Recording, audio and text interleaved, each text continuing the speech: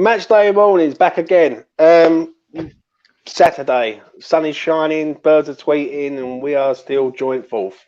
Rob, how are you doing, sir? How you been? How's your week been? Very good, very good. The weather's been brilliant, so that always just puts an extra little bit of a spring in your step, doesn't it? When the sun's out, you look up, it's blue sky, no clouds, and everything in the world is good. As you say, we're joint fourth, fifth on goal difference, but really we're joint fourth. And what was it? 6 games left. If we win today, our destiny's in our hands. Yeah, I agree, mate. I do.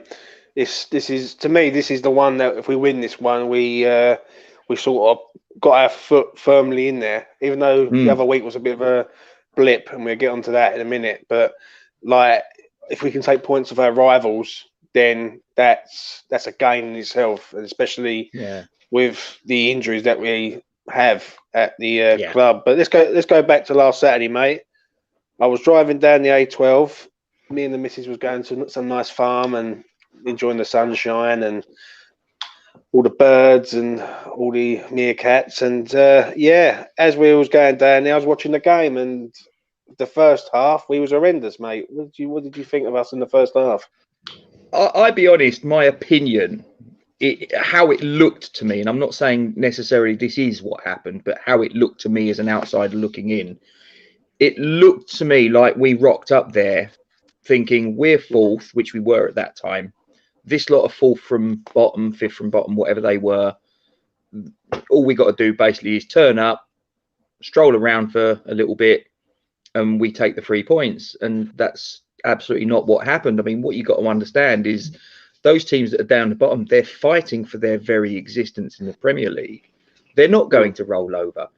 If it's a middling team that has no relegation fears and no aspirations of qualifying for Europe, you might be able to get away with that, maybe, but not against a team that's fighting for their Premier League survival. They're going to roll their sleeves up and they're going to fight like animals. So if you think you're going to turn up and get 3 points handed to you on a silver platter, it is very, very rare that happens. You're going to have to work. And in the first half, in my opinion, how it looked to me as an outsider looking in, it didn't look like we were working hard enough. And that's where we come undone. The 2 goals were comical, especially the second one. Down to 10 men for the best part of an hour. We did well to bring it back. Let's give a little bit of credit, however. I mean, I'm giving them a bit of stick, but I'll be the first to give the credit. You know, in previous games, we're the ones that have raced into a lead and then been reeled back in. This time, it was a role reversal. We were the ones chasing, and we came back. And at 2-2, I'm sitting there and thinking, you know, I'll be quite happy with a point. No problem at all. If we can get all 3 in the next 10 minutes, great. But let's not go stupid.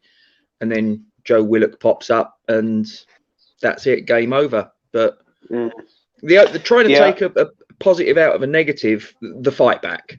That's the positive I'm trying to take out of it. Great character that was shown to come back from 2-0 down, but we just gave ourselves too much to do. I agree, mate. I really do. The comeback was good for the morale, and it shows the spirit of the team. But in all due respect, it's sort of in vain, isn't it? Like, it means nothing now. Like, do you know what I mean?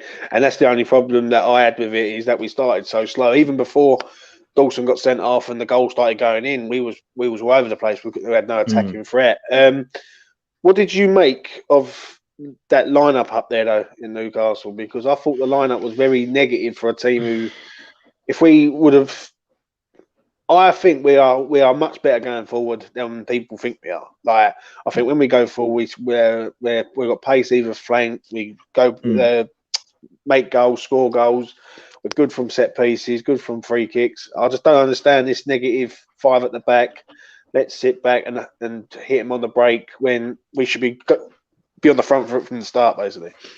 I don't know whether 5 at the back necessarily is a negative thing in and of itself. It depends upon how it's implemented. It depends upon the players that you've got.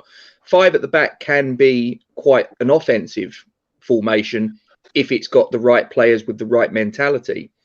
I think, and I know obviously you're not going to like me for this, mate, but losing Masuaku in, the run up to that game actually turned out to be quite a big loss, because we had to put Ben Johnson in, and we've discussed it, mate. He's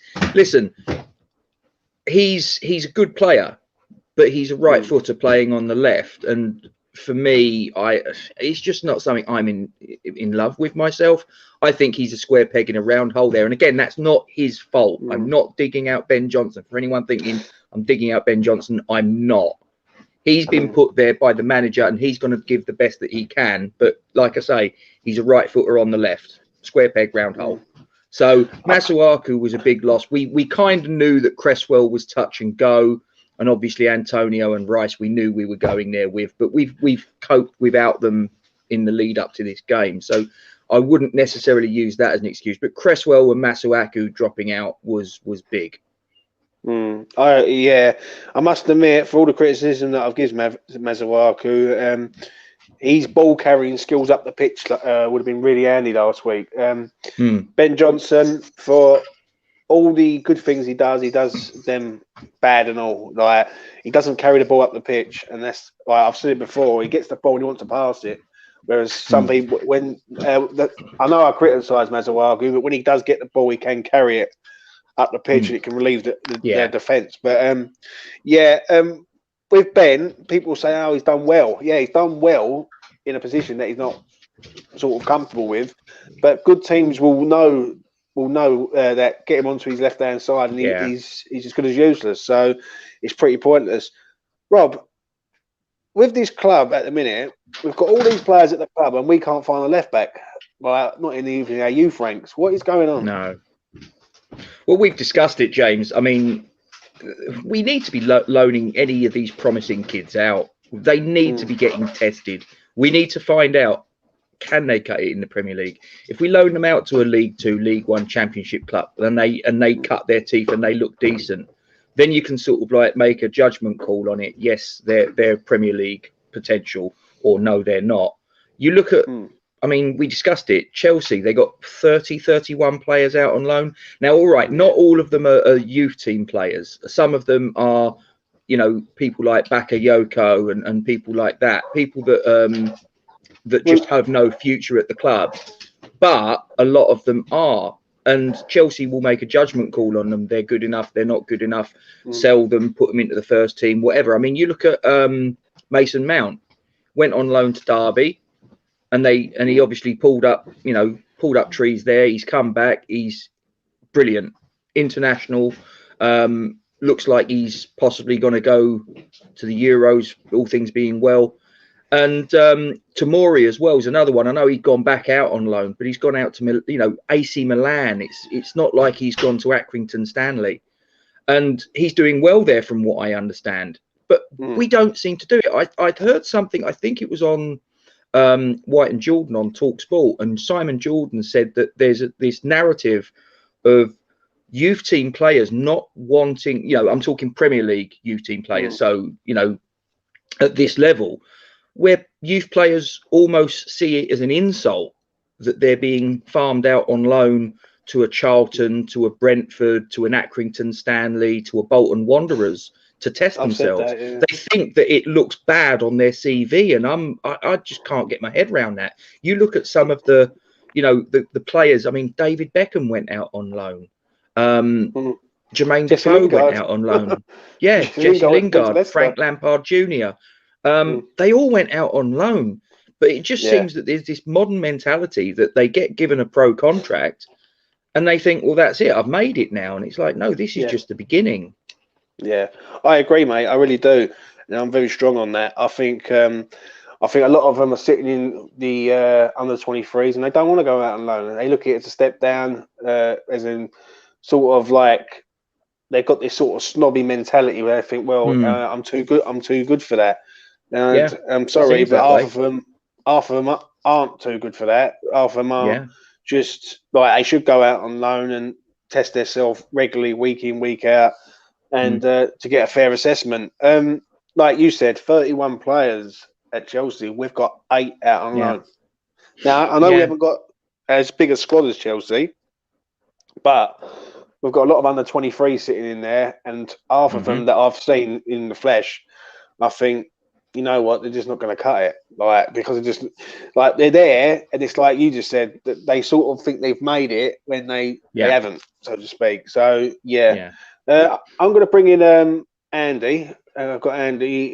He's going to come in. Andy, how you doing, mate? I'm not too bad, mate. You? Yeah, hey, all Randy. good, mate. All good. How's it going? Yeah, Andy. Listen, what did you think of last week's performance versus Newcastle? It's one of them, innit? Like we've been brilliant all season. You know, there's no doubt about that. But like last season and season before, we had games where we just didn't turn up, and we only turned up when we went 2 down, and we decided at that point we wanted to play football. And I just think I want to see Newcastle as just a little bit of a blip, and just see as it is what it is. It was just a game where we fell back into old habits. But once we got there, do you know what I mean? Like we're 2 down, we started playing, and when we play football, you know, we're a lot better at it than what we have been for the last few seasons. So fingers crossed, you know what I mean, that we had that blip before today's game, because I reckon if we'd have beat Newcastle, we'd have lost today, definitely. Yeah. The thing is, though, today's game, in my opinion, is the one that sort of going to spiral us into either Europa League or Champions League. Like if we draw the game, it won't be the be all and end all. And if someone said to me right now, if them players are out injured, what would you do? Would you take a draw? I would take a draw right now, but I think if we win the game, we have to go for the win, because the draw really means nothing. Like it's a point, it's just another game lost basically. So I'd rather win the game than draw it. And yeah, what did you think of the second half spirit at Newcastle, Andy? Like coming back 2-2. I know it was all in vain, but what did you think? I think it just epitomises like that second half. Like the first half was West Ham of old, for the last few seasons. Second half was us. How we've approached games the first half, you know. And I think at the end of the day, it's one of them where we've gone three goals up, you know what I mean, like, and then drew to Arsenal, but we've beat Leicester. Do you know what I mean? We've had some good games, you know, where we scored 3 goals, and there was always going to be one where it went the other way. So I'm not going to read too much into that result. Like you said, today's the big one, but the spirit there second half was essentially what's been there all season, really. It was just gutting for the players that, you know, it finished the way that it did, you know, after all the hard work to get back into the game, especially being down to 10 men as well. So, you know, normally when we go down to 10 men, let's face it, last few seasons we're going, all right, this is going to be a cricket score now. You know what I mean? Especially when it's a defender. So, yeah, I agree with you that today's game's a big one, but a draw still puts us in the mix. If we lose it, I think the fact it depends on when these players are coming back. You know, we don't know how long Antonio's out for. We don't know how long Rice is out for. You know, they're giving us a schedule of like they give us a schedule for Rice for 4 to 6 weeks, but he's out running. So West Ham do what they've done historically and bring a player back too soon because they want, you know, they want to get the results. You know, it all depends. You know, Arthur, how long's he out for?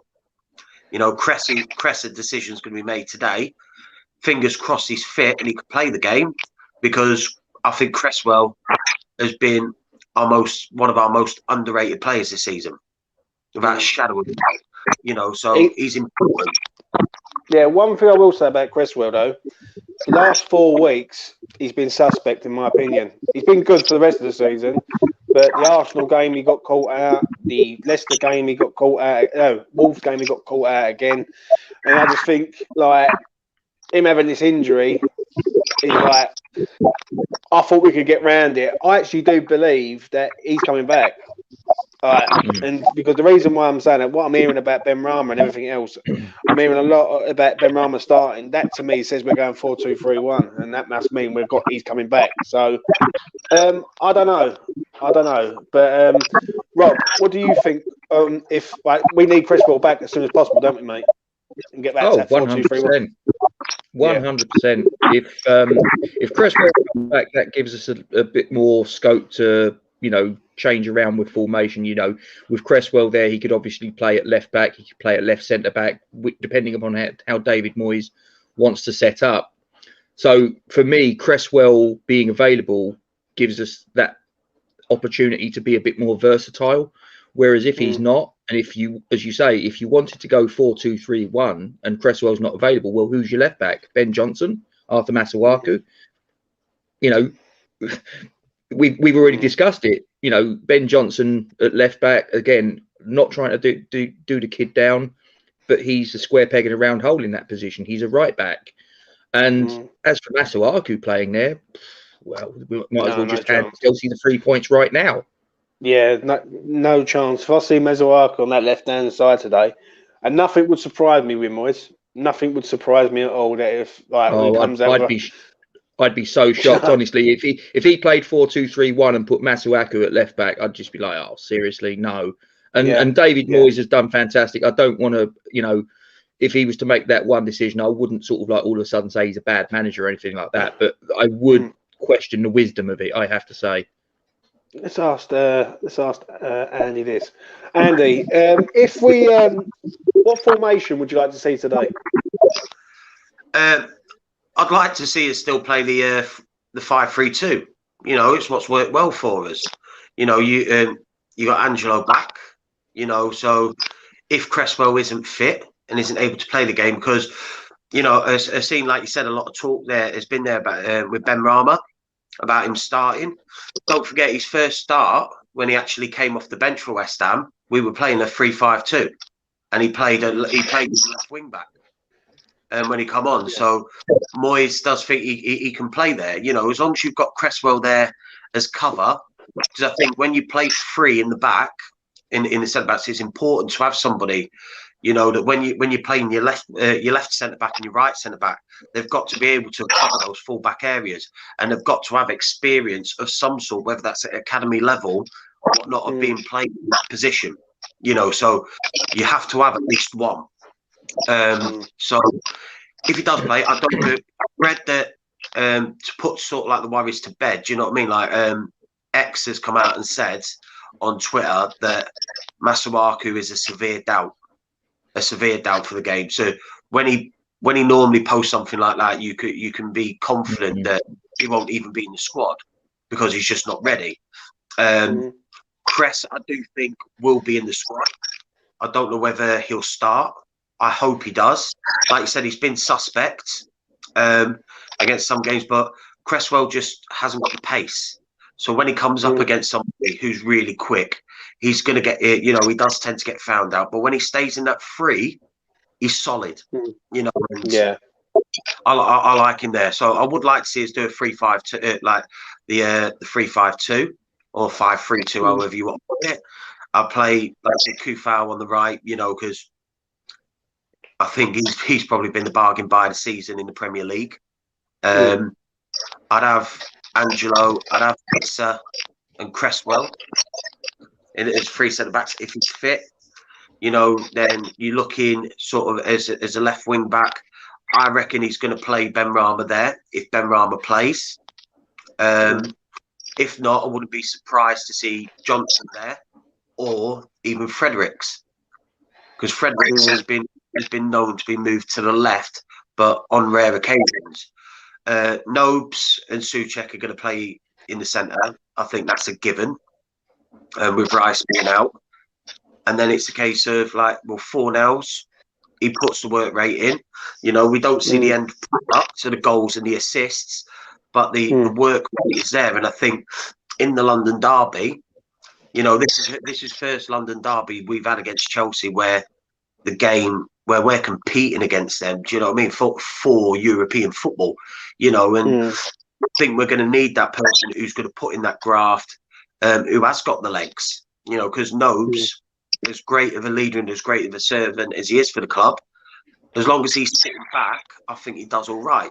When he has to do a lot of running, he gets burnt out far too easy because of his age and gets caught out far too often. So I would play Fornells there. and just go Lingard and Bowen up top. Let Lingard do what he's been doing. I agree, mate. I agree, but I want to see Ben Rama in his team. This man has to play. I've had enough of these. Well, it is. I've seen a lot of hate for Ben Rama, and it's very sort of unjust in my opinion. And at the end of the day, I just don't think it's fair. Like the man has 12 starts, 7 wins, 4 draws, 1 loss from a starting position. Now, if he starts today, then that gives me hope. Rob, if he does start, can you see him? Where can you see him playing if he starts? It kind of depends upon the injury situation, to be honest with you, James. I mean, there's a chance he could be forced to play him at left wing back if Masuaku doesn't make it. And as Andy said, if X has put there that he's very unlikely, then you can take it as read that's a concern. So he might have to play at left wing back, perhaps. Where would I like to see him play? I'd like to see him just be told, listen, you go where you go, drop little hand grenades, do your thing, don't worry about defending, because as I've said before, we didn't spend 25 million quid on a fullback. But you know, we spent 25 million quid on the basis of what he was doing, albeit at a championship level, but what he was doing in the final third of the pitch, not in our third of the pitch. So I know that David Moyes wants, you know, people to sort of like work as a team and all the rest of it, and that's fine.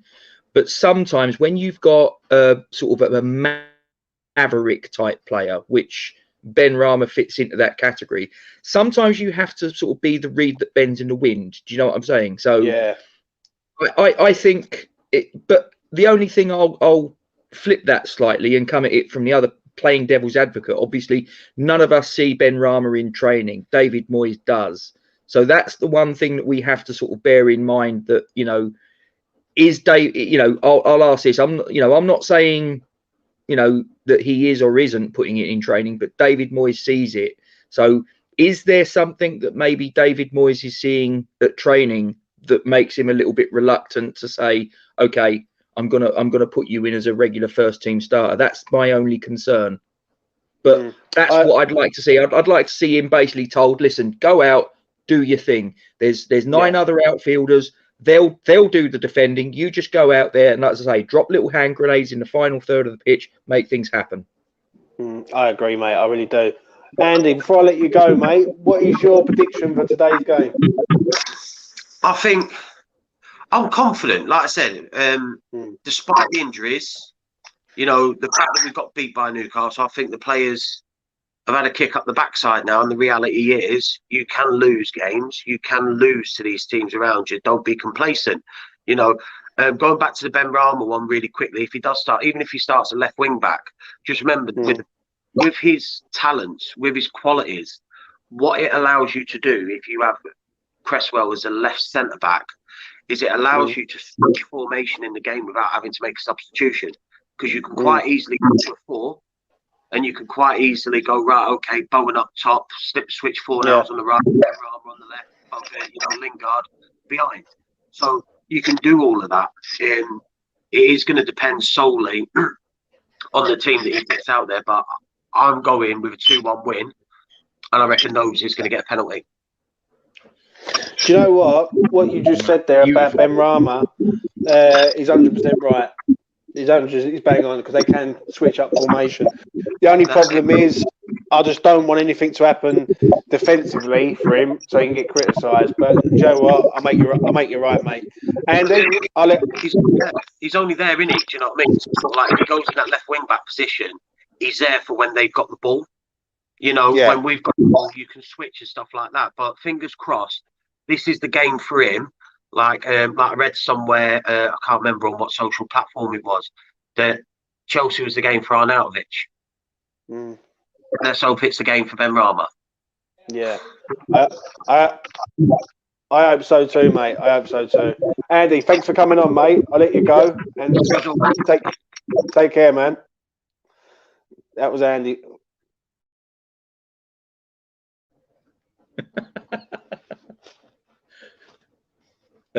You're muted. You're on mute. Oh, I'm muted now. That's it. I'm back in the room. It's live, people. It happens. Yeah. Yeah, like I make Andy right there, mate. You know, on that left hand side. You imagine if you got him there, who could sort of take a few players out of the game. He needs to play, mate, Rob, doesn't he? The only thing, as I say, the worry for me though is what's going to happen, James. If he's played at left wing back, on the one hand, if he does defensive duties, the question is, does that then take away from his offensive capabilities because he's playing with the handbrake on, if you know what I mean? Yeah. And if he doesn't do his defensive duties, people start having a go at him. I got to be honest. There's a part of me I want to see him play as a false nine. I really do. I'd like to see how it would work.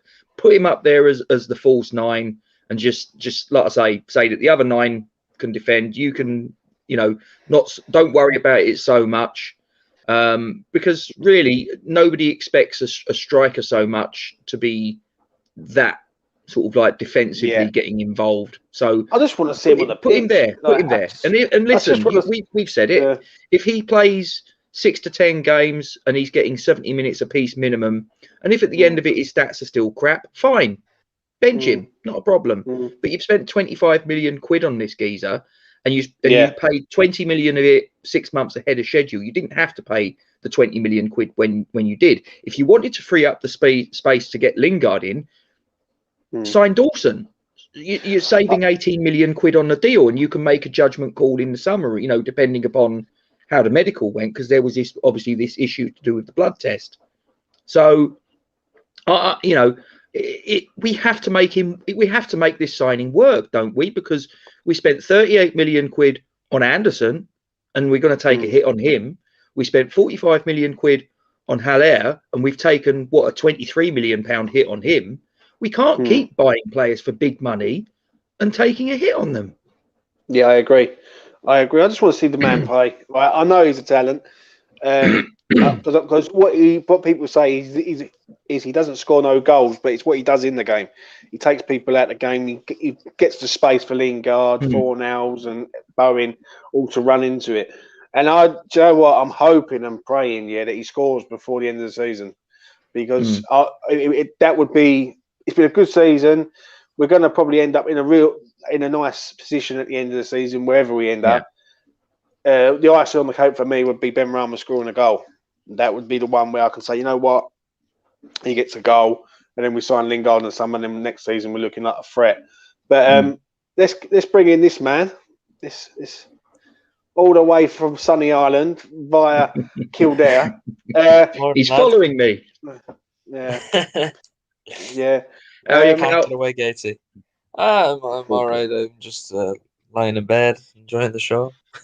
Yeah. Careful, before we get into the predictions, mate. What are you thinking today? I know you're a bit nervous. You said it before. Yeah, I'm feeling more confident today. I don't know why. I think maybe there's still alcohol in my system from last night or something. But I'm feeling a bit more confident. I just think bloody go at them. Like, they're not that good. Like, I was literally talking, one of my best friends is a Chelsea fan, and we were talking about it, and like he's like a mad fan. He watches them the whole time. He even says, they get results and they're like a good team for getting results, but they're not a very like satisfying team to watch. They're not a team that's going to go out and smash anyone. Like, they're not going to, even Frank Lampard on his day had them playing more of an attacking football where his teams could blitz you if he got the tactics right. Tuchel's not like that. At the best of times, Tuchel's not like that. I think I've only seen Tuchel this season since he's been there. Like the Palace game the other week when they won 4-1, I think it was. But even then, Palace are just the last team at these times of the state. At these times of the season. And what it was, they come out the traps early, got a couple of goals. Palace equalised, and I think if Palace would have been a bit more confident, a bit more savvy in what they was doing, they wouldn't have lost the game as bad as they did, because they got back in the game at one point. And obviously, I think we're outperforming Palace by our country mile this year. But I just think I'm quite confident. Well, extremely. Do you know what I mean? But let's get on to these predictions, right? Liverpool versus Newcastle, Rob. We remember the classics from years gone down in the Premier League. The Stan Collymore goal, Kevin in. Yeah, and Kevin Keegan slumped in his chair after some amazing games they've had, these teams. 2 years ago that happened at 4-3. Yeah, 4-3 twice, yeah. Mr. Aspria doing his somersaults and stuff. Yeah. Had you obviously Newcastle got the win last week, and to me that puts them in a safer position than I thought they would go down, and they basically ain't. I don't think they will go down now. I think they will stay up by the skin of their teeth. Yeah. Obviously, I spoke to a Liverpool fan Thursday night, Jack Mack, and yeah, he was saying about their season. This season hasn't been great, but how do you assess this game? I think Newcastle will test Liverpool, but Liverpool seem to have, from what I've seen, they had that spell where, they went 7 home games without a win, losing to Burnley, losing to Fulham, blah, blah, blah. And you're thinking the wheels has come off their season. They seem to have made a little bit of a recovery of sorts recently.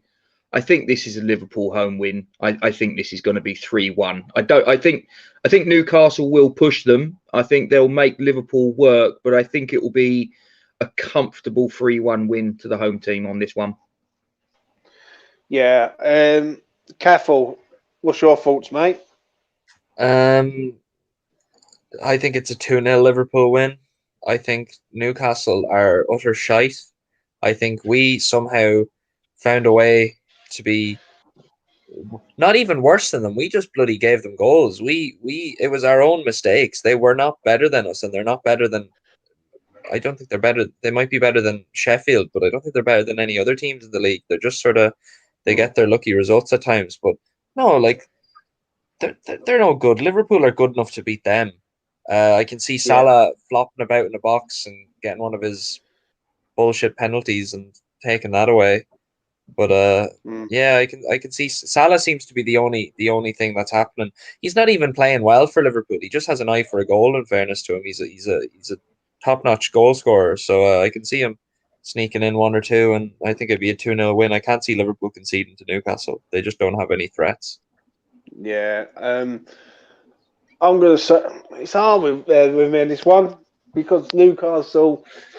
They don't forget they drew with Liverpool in the reverse fixture 0-0, and they actually played pretty well against Liverpool. And Liverpool, all they've got is the top 4 now. I can see them winning. I don't think it's going to be easy. I think this is like I'm going to say a 2-0. Yeah, I just think Newcastle they're that sort of team. They can roll up to a place and they'll shut up shop and sit there for the point. Do you know what I mean? And yeah, I don't know. It's prime Bruce ball there, isn't it? Yeah, he's not far away from being out of the job, mate. In my opinion, so no, and he won't get it. I don't know how he's had so many Premier League games. I don't know how that lad's made a career out. It's called having a good agent. Yeah, agent. And do you know what? Big brown envelope. I spoke to a Newcastle fan last week on a preview show on his channel. And he said to me, "What are your thoughts on Bruce?" And I said, "Let's be honest, Bruce wouldn't get another job in the Premier League. Like he's at Newcastle, but I couldn't see. He should have never got to Newcastle in general. He should never have been in the Premier League. Who was he? The Sheffield Wednesday manager or something? Yeah, but that's what you get when you're in the Championship, Cathal. Do you know what I mean? So calm it. Right, next one. I'll leave the West Ham game till last, as I always do. Relegated Sheffield United versus Brighton. Rob, Sheffield United, mate. It's been a hard season. It's been a struggle. This is the reverse to us. This season, they've had no fans. They've missed their key defender, and it's showed, mate. Yeah, Jack O'Connell's been a big miss for them. I'd argue, relatively speaking, it's as big a loss for them as the loss of Van Dijk has been to Liverpool. That's how important he's been. I'm obviously not saying he's as good as Van Dijk. Don't anyone sort of watch this and think I've gone mad, but I'm talking in relative terms, his importance to the team. They've obviously suffered massively because, say what you want about Sheffield United fans, they back their team. They sing, they shout, they really push on. They are the 12th man, and there's no doubt that them not having fans in Bramall Lane has really cost them. That being said, they are where they are because they've just quite simply not been good enough over the season. 14 points, I believe they've got. That's shocking, absolutely pitiful. And, but in a funny sort of way, now that their relegation is confirmed, do you know what wouldn't shock me? It wouldn't shock me if Sheffield United actually went out and win this game because there's no pressure on them to get a result. I wouldn't be shocked if this finishes 1-0 Sheffield United. I agree there. I really do. Because it's always the way, innit? Like, your team goes down and they seem to play better. Caffel, talk to me, mate. What do you reckon on this one? I completely agree on that. I think Brighton will probably have 30 chances. Neil Maupay might have 15 shots on goal and score nothing. And Sheffield will just scrap one out of it. That's just... Sheffield. In fairness, Sheffield aren't the worst. Like, they're not the worst team in the league. Playing-wise, they just can't get the goals. They're not even that bad. They've been missing... they've had crucial injuries. The fans has been a huge miss. They're not the worst squad there. They're just they're kind of like what Bournemouth did when Bournemouth came up. It's just Bournemouth lasted a bit longer. They kind of kept the championship players and just evolved them into Premier League players. Just Sheffield didn't have the time to fully evolve them. They've been really unlucky. I think David McGoldrick's a lovely footballer to watch. He just only seems to score goals against Chelsea. That's the problem. And but I can see Sheffield scrapping it out. Maybe even like what's your man's name? Ryan Brewster finally scoring for them, or someone like him. It'd be one of those. They'll pop up with the cheeky goal out of nowhere and just shithouse it. Yeah. So what's your prediction, Caffel? Sneaky 1-0 for Sheffield. So you're going 1-0. Rob's gone 1-0. I'm going to say a draw in this one. I don't get me wrong. I agree with the boys. It could happen because it's always the way. But I'm going to say a draw this one. I think Brighton, mate, amount of chances, and you know what? They will miss chance after chance. I mean, against us, they probably have 3 chances and score all 3. It's just ridiculous. I'm going to say a 1-0 on this one. I think Sheffield United will score first. Brighton will equalise, and it filter out into a 1-1 draw. So that's me, mate. Brighton looked good against Chelsea, in fairness, didn't they? They created a lot of chances. They do it every week, though, Rob. I watched the game. Right, I watched the game this week before we get onto the Wolves one. Yeah, Brighton at home against Crystal Palace. They had 25 shots on goal and couldn't score. And they're a Palace lovely team to watch. They've completely changed from Chris Hughton Ball to bloody Graham Potter. They're so nice to watch. They play some lovely football. They have a really nice kit as well this season. They're nice looking as well. That kit is beautiful, I think. That sort of coloured pinstripe colour. They're just nice to watch. They just can't bloody score. They just need a fox in the box, a finisher. Yeah. That's what it is. Right. Maybe Glenn Murray. Wolves versus Burnley. Battle of 2 teams who are probably just going to be safe. Burnley do it every year. They manage to get up, stay up. Sean Dyche doing a great job, ain't he, Rob? He's done a great job the whole way, not just this season. He's worked on an absolute shoestring, and season on season, by hook or by crook, he gets Burnley to at least survival in the Premier League, which even now is an achievement. I know they've been a Premier League club for 4, 5, 6 years, whatever it is now, but they still are operating on a budget, and the job that Sean Dyche has done has been absolutely magnificent. I heard in the summer he was quite unhappy that he was asking for some funds to be released for him to be backed in the transfer market, and that he wasn't very happy about that. And I honestly believe that if he left Burnley, Burnley would be in trouble.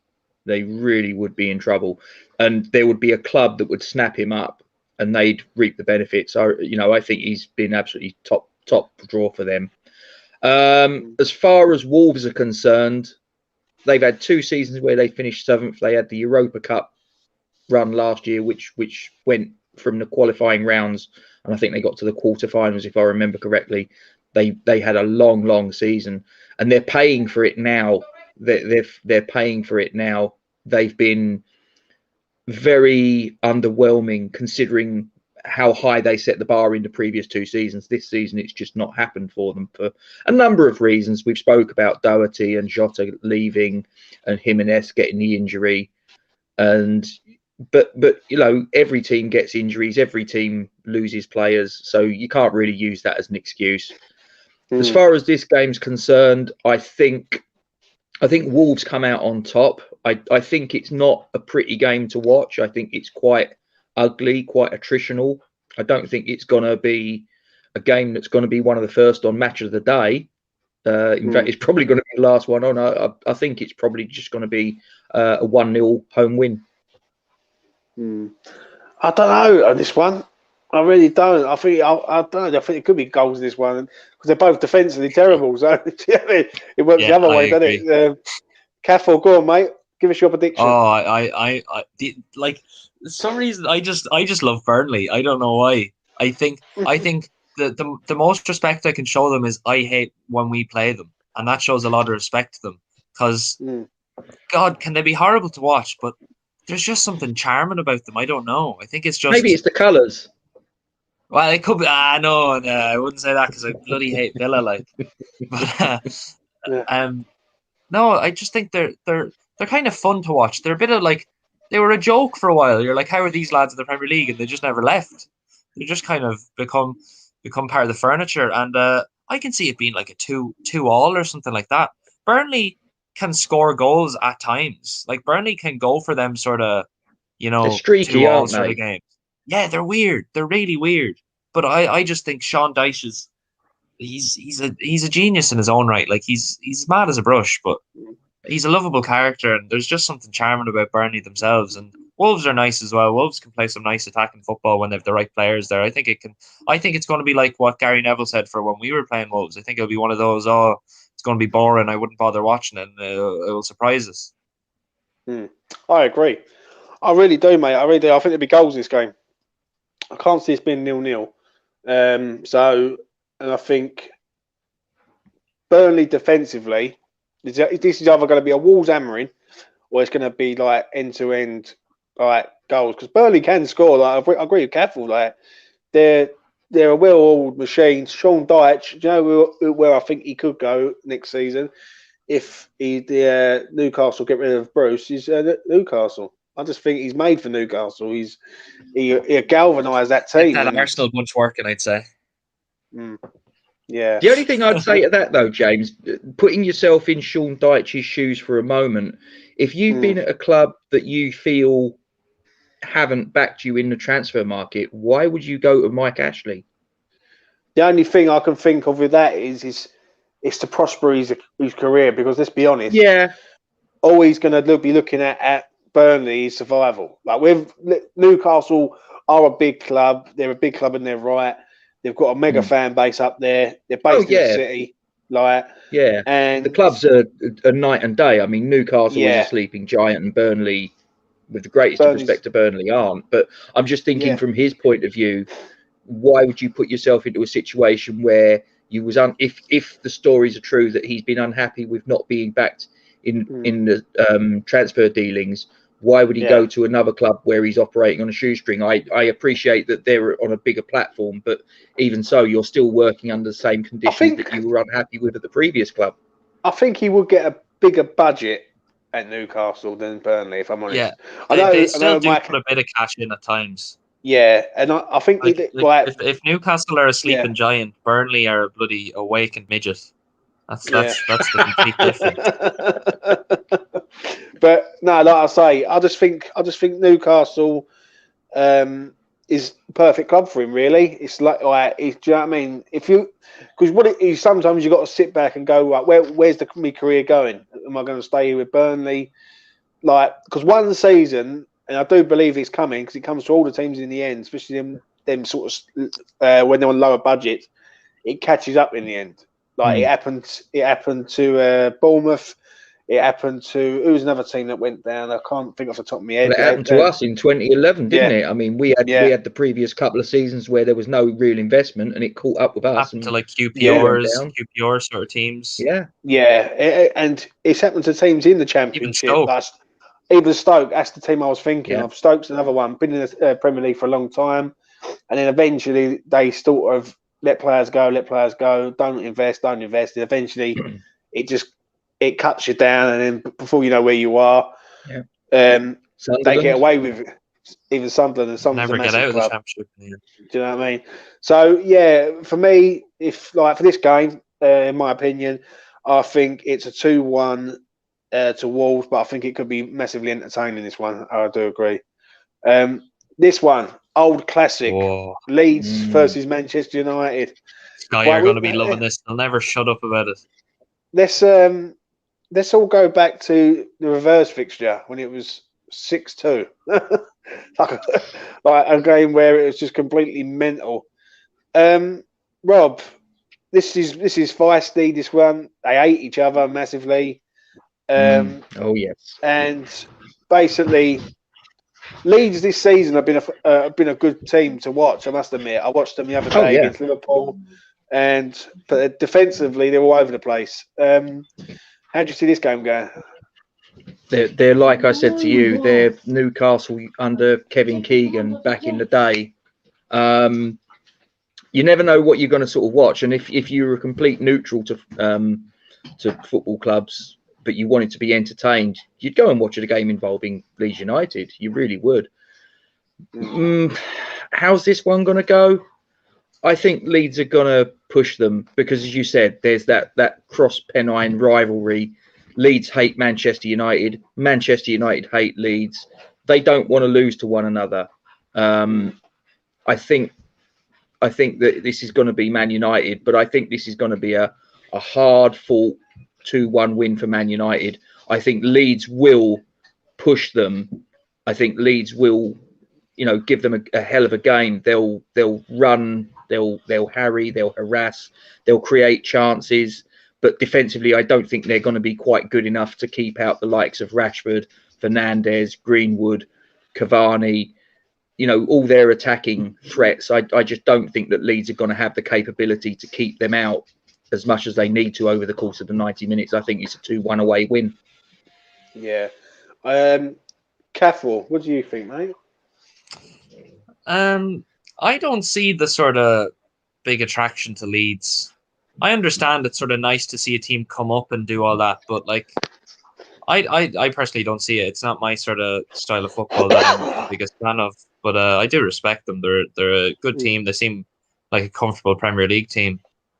I can see it being like a 3-2. Like they're Man United can score goals when they need to. They're a team that can be boring an awful lot of the time, but they still somehow score goals. They just pull them out, and they're having a good season. They are the best of the rest because City are just running away with it, and I can see it being a high scoring sort of game, 3-2 for Man United. I know what you're saying about Leeds with the hype and all that. But next season will decide it for me, where Leeds are.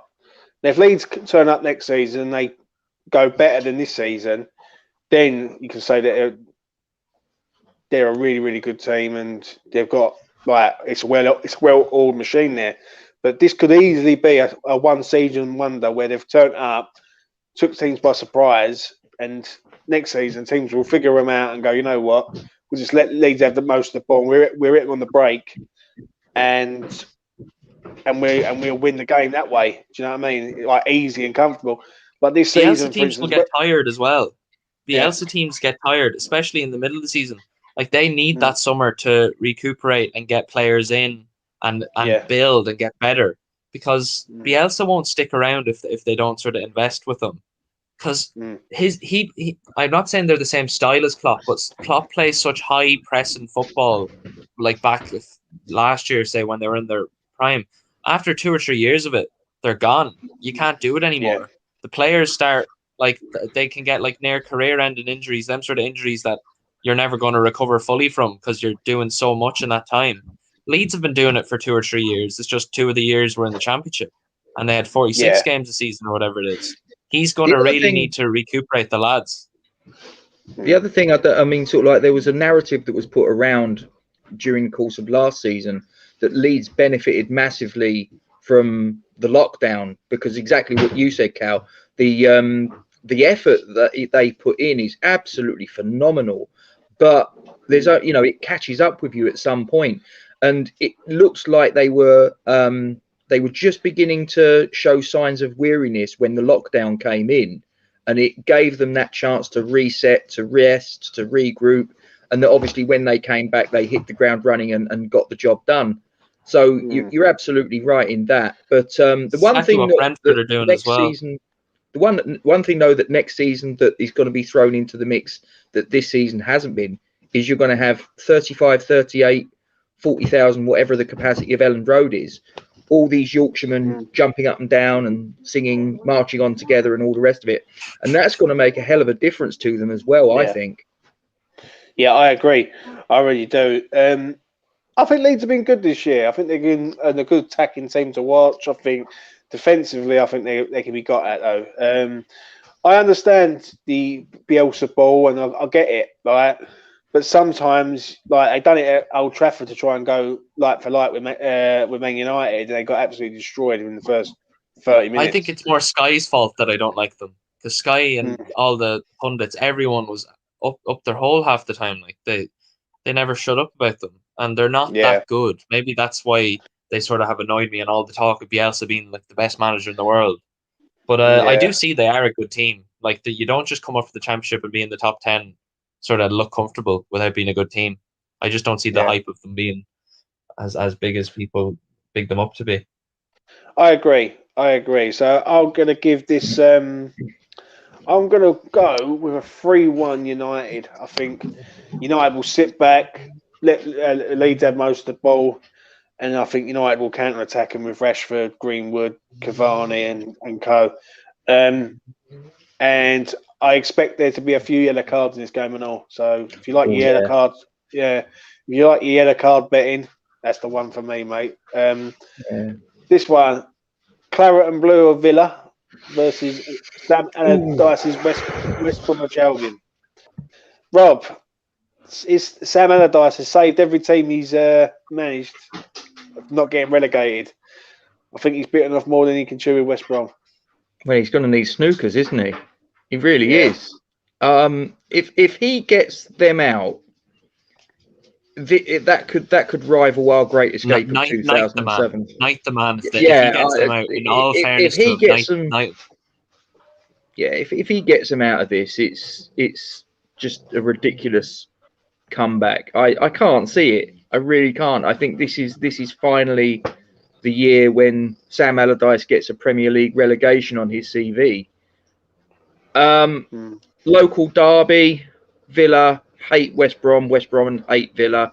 My boss is a Villa fan, but I've got another guy that works with us who's a West Brom fan. I can't see West Brom getting anything out of this. I know again, the fact that it's a local derby adds that little bit of spice.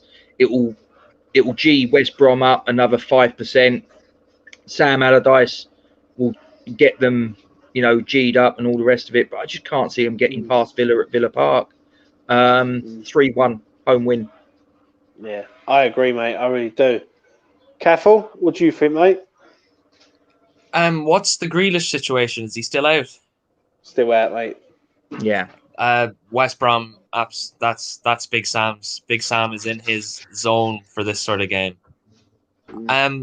I think I can just see West Brom aren't that recently they haven't been that bad. They made some good sort of signings in January. That I like that striker fella, the Diagna or whatever his name is. I think he's solid. He scored an awful lot of goals in Turkey, but I looked at his CV, his Wikipedia, and he hasn't played an awful lot of football for a 29-year-old, but he scores goals wherever he's been. And he has been scoring a few goals for West Brom. That Yox Salute lad is very solid. Defensive mid. Yeah.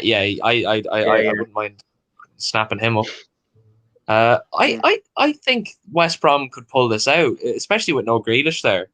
Like this, I don't think they'll stay up. It's a very hard task, but Big Sam is made for these kind of games. Like, I know there's a lot of hate for Big Sam in the West Ham sort of community, but Big Sam was probably the first solid manager I ever got to see in my life. So I kind of have a bit of a soft spot for him, because as much of a prick as he was and how he loved to wind up fans, I was like a 12-year-old watching him, and he was the only one we ever had stability under. So I kind of have a soft spot for him. Don't you worry. Avran Grant was amazing for us. Oh, no. My first ever game, we lost 3-1 to Bolton when he was managing us. God.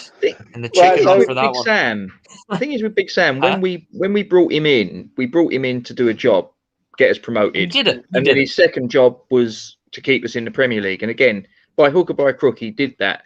The style of football wasn't great at times, and he didn't help himself with some of the comments he came out with, and cupping the hand against Hull and all the rest of it. But he did the job that he was brought in to do, and you can't tell me that Gold and Sullivan didn't know the style of football that he was going to be serving up. They absolutely did. So, what did we expect? I agree, mate. I agree. So, Caffel, what is your prediction, mate, for this game? 2-1 West Brom. I'm going to go this one. I agree with Caffel on this one. I really do. I think West Brom can get something here. Do I think they can win the game? I don't know. So I'm going to sit on the fence in this one and go a 1-1 draw, possibly a 2-2 draw. I think there'll be goals in this game. But if West Brom need wins, so a draw is pretty pointless, really. So for me, and yeah, I'll go 1-0 or 2-2 for that one. And the final game, before we get on to our game, is Leicester versus Crystal Palace. Rob, we need Palace to do us a favour, mate, don't we? Because by that 1 point deficit that we had the other week behind Leicester could be 7 if results don't go for us the weekend and we don't get the result we want. How do you assess this game, mate? I think Leicester are going to tear Palace a new one. I really do. I don't think we're getting any favours from Palace here, because I look at Palace and I think that they've already got their towels on the sun loungers from where I'm sitting. I can't see that it's going to be anything other than a convincing 3-0 home win. I think they're absolutely going to pummel Palace. I think they're going to make them look stupid. Careful. What do you think, mate? If he's there. Palace don't do themselves favours. They're hardly going to do us any favours. Like they're a bit of a shambles right now. They need something refreshing with the club. They need new management. They need new players. They have like a West Ham sort of 2017 squad there. They have a few sort of nice players, but then they have too many old lads as well at the same time. I can see Leicester smashing them 3 or 4-0. Like Leicester are good, and Palace aren't. I must be the only one who thinks Palace can get something here. I must be. I'd love Palace to get something. I just can't see it. I'll tell you the reason why I think so, yeah. It's because they play Thursday night, they play Monday night. Palace have had a massive rest. And Palace are that sort of team. They will go to a place where they're not supposed to go to and get something. They went to Everton the other week and got something and sort of helped us out. And I don't know, they're not a nice team to watch, and they're not a nice team, but they always go to a place somewhere in the season like Man City or a Chelsea or somewhere and win or get something. So I think Leicester will win. Don't get me wrong. Like all being said, I think they will win. But I'm going to say a 2-1. I think Palace will give them problems. I really do. They're a weird team, Palace, and I agree with Caffel. Like the age difference of all their players, they've got like Eze, who's like the young up-and-coming prospect, and you've got people like who's it? Like Gary Cahill starting for them, and Gary Cahill, and obviously like Ben Teke and people like that who's had their time, sort of thing, so to speak. Yeah. But it's a bit hit and miss with me with them. But Yeah, I'll say 2-1, but I don't know. I think Palace could do some damage. And now we get on to our game to wrap it up. And this is the one where this to me says Champions League or Europa League, in my opinion. I'm going to start off with Caffel on this one, and then I'm going to come to Rob, and then I will round it up. Caffel, what's your thoughts on this, mate? I know you're being hit and miss the last couple of days. Yeah. You said positive. Being more confident with it now this morning. My predictions the other nights were 3-2. That's just what we've been doing. Now I'm being more confident. We're going to score less goals, but we're going to concede less as well. 2-1. Right. I just think we can go for it. If we go for it properly, if we don't go into it with a negative mindset and a negative looking team sheet, this is an open game. Chelsea aren't going to blind anyone out of it. We just need to sort of be solid and be solid defensively. I know we haven't for a while, but we have our leader back there now. We need to just stay solid and catch them on the break. We can do it against teams who want to play football, and Chelsea will want to play football. You can't do it against a team like Newcastle. We went in with the wrong mindset. We need to stick to our usual game plan against a team like Chelsea, and we can pull it out. We're good enough. Yeah, 2-1 for the Caffel. Rob, this is make or break there for me. I know everyone says every game is massive, but to me, this one, if we take points of Chelsea, critical. Yeah, if we take points off Chelsea, then we are seriously involved in it. And with the fixtures that we've got coming up, you'd fancy us, wouldn't you? Let's be honest. What do you reckon, mate? Well, I agree with what Andy said earlier when he said that if we'd have beat Newcastle last week, there may have been a bit more complacency creeping in ahead of this game. We'd have probably lost. I completely understand what he's trying to articulate there. So, but the problem for me is are the three players in Rice, Masuaku and Cresswell going to be playing? If all three are out, that massively damages our chances. I'm not expecting Rice to start, but it would be nice if he did. If he's 80% fit, if it was me choosing the team, I would risk it. I absolutely would, because I think this game is absolutely pivotal to where we finish this season. So if we had Declan Rice fit 80%, then I'd stick him on and say, let's see if we can get 60 minutes out of him and go from there. Masuaku and Cresswell down the left-hand side would be, if they're both out, that's massive. And if all three are out, I really do worry about how that's going to turn out. If at least Cresswell and Masuaku are in, now we're in business. My heart says we're going to win it 2-1. My head says it will be a 1-1 draw. Yeah. I don't know. I just feel confident in this game. How I feel today is how I felt when we played Leicester the other week. I believe that the team, and I know the injuries are mounting up, but we've always had injuries, and we've always got through it, sort of thing, this season. I think we win today. I don't know why. I just got a feeling we'll win. I don't think we will make the same mistakes that we done last week. Like, if we look at last week's game, for instance, right, the mistakes were our own doing. Like Dawson getting sent off, the own goal, Fabianski throwing it into his net. Let's be honest, Newcastle scored one good goal last week, and that was the header, and that was the third one. Like, other than that, they didn't really do a lot else. And even that, you could say there was defensive deficiencies within that.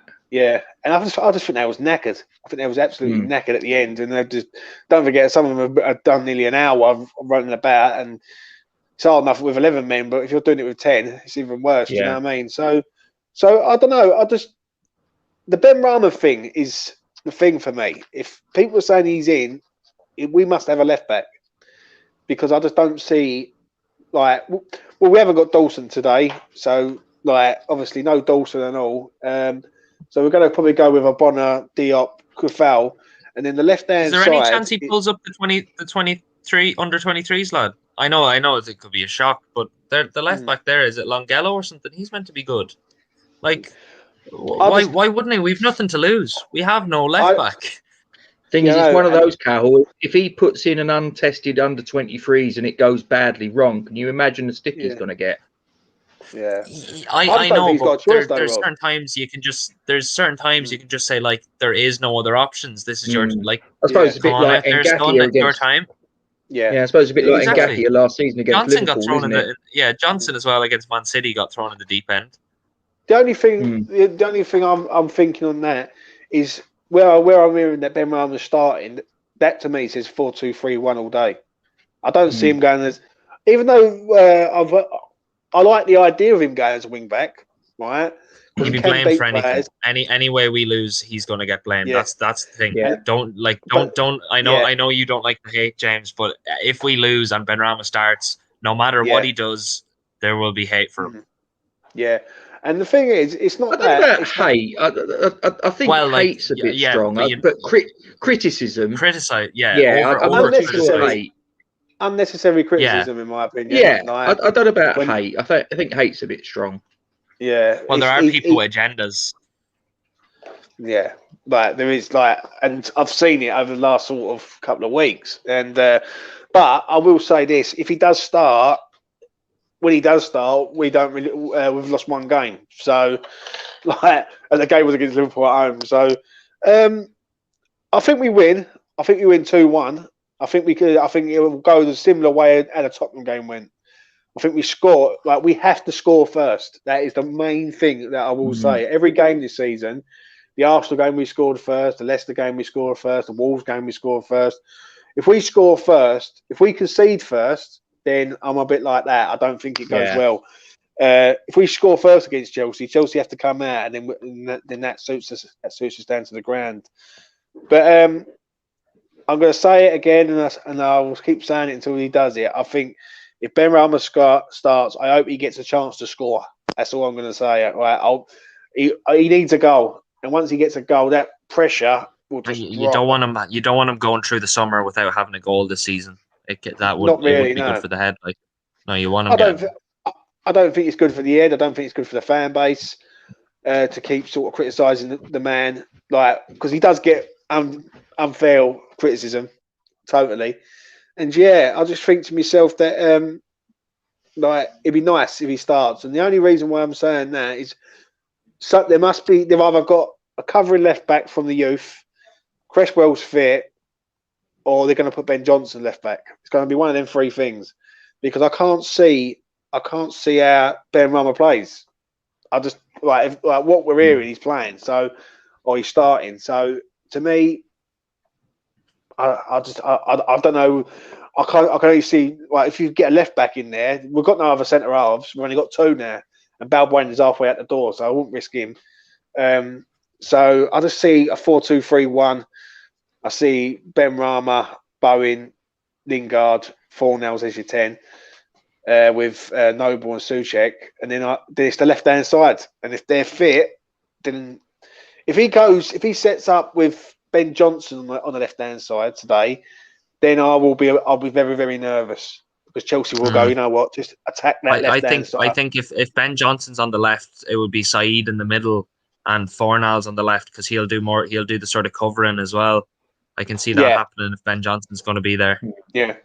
And do you know what? If that does happen and Said goes as the 10, I'll be loving it, because he can work with Lingard. And that, to me, will be powerful. Do you know what I mean? But we play a very open attacking system anyway. They just run about wherever they want. It's not too structural up there. I think if he's going to play with Lingard, it doesn't matter what position he's in. Once he's up there, he'll find a way. Yeah, I agree, mate. Right, I'm going to wrap it up now, gents. We are coming up to an hour and 10 minutes. So I've overstepped the 10 minutes, but it doesn't matter. It's all love. I want to thank Rob for coming on. Thanks a lot, Rob, for coming on. Forge from Irons, go and check them out. If you're not a subscriber, subscribe to them. If you're new here, subscribe there, and subscribe everywhere. Can I just jump in there, James, if I may, because I'm gonna get this out the way. For those of you that are watching, both Forge from Iron and Hammers Poles on the same day, both of us hit 300 YouTube subscribers. So congratulations to both platforms. On to 400 now. And guys, like I say, if you can subscribe to both Hammers Poles and Fulsham Iron, if you subscribe to one and not the other, we work in partnership with one another. So please subscribe to both. That would be much appreciated. Thank you very much. Nice one, man. Cathal, thanks for coming on, mate. My Irish brother over in Cheers, lads. In sunny Ireland. What are you doing today, It's Cathal? lovely. It's lovely. It's lovely. I'm going to maybe drive around one of the fields just because my driving test has been cancelled 4 times. So just to get out, I suppose. Going to mow the lawn. By God, do I love mowing the lawn? It's just class experience. Like, it's class. It's so good. Yeah. I've got artificial grass, mate. I've chucked my lawnmower away. Oh, I've 3 lawnmowers. I'll take it. I mean, people get to the end of the show and we're talking about mowing lawns and things. You know what I mean? Yeah. But it's all good. But you stay safe over in Ireland, mate. All good and all that. Enjoy your weekend. And I'll try. Depends what West Ham do, doesn't it? I know, mate. West Ham's always the way, isn't it? I just want to thank everyone for watching today. Match day mornings. It's been a bit up in the air recently. Jazz has had to sort of part ways due to work commitments and other issues. What's going on in regard to sort of work? So he can't make it no more. So I'll be doing this sort of each week to try and get it wrapped up by the end of the season, and then hopefully next season I can get something established in place. Do you know what I'm saying? So yeah, thanks for watching today. Subscribe, like, share, and let's just hope for a positive result, gents, because if we do get a positive result today, then the sky's the limit, and I believe that we can definitely get that top 4 position, especially with the games coming up. So yeah, thanks a lot, everyone. Take care and all the best. Bye. Come on, you Irons.